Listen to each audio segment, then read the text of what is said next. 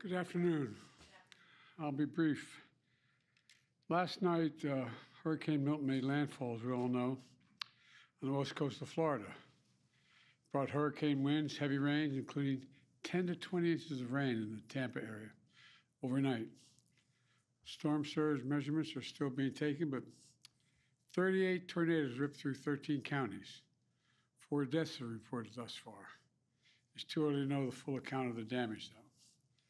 But we know life-saving measures did make a difference.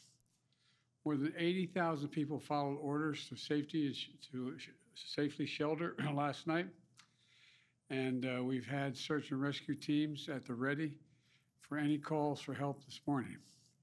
There's still very dangerous conditions in the state, and people should wait to be given all clear by their leaders before they go out.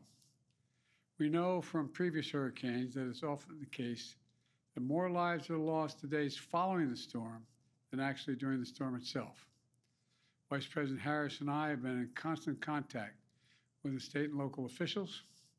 We're offering everything they need. I must have spoken to somewhere between 10 and 15 mayors and county executives and all the governors. And in fact, starting this morning, we are getting direct assessments from the storm of FEMA, from Director Criswell as well, also Florida Governor DeSantis, whom I had a chance to speak. And the Vice President and I have just convened a meeting this morning with the leaders of the Department of Homeland Security, the Department of Defense, including NORTHCOM Commander, who has responsibility for providing defense support to civilian authorities.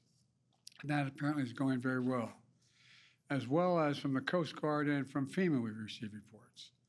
We focused on what the American military can do like no one else can, provide emergency support for communities in need, and we're required by the governor in the affected states. And I've spoken to all the governors, not today all of them, but I've spoken to all of them thus far, and how we can be ready to go in an instant when the call comes. At my direction, the Defense Secretary Austin has provided a range of capabilities both to Florida for Hurricane Milton, as well as the states impacted by Hurricane Helene. And the more capabilities are available, we assess the pressing needs, we can get whatever they need. To the servicemen and women who are on the ground responding to these disasters, thank you. Thank you for your professionalism, your dedication to every mission you're given, and you're repeating it again. This is a whole of government effort.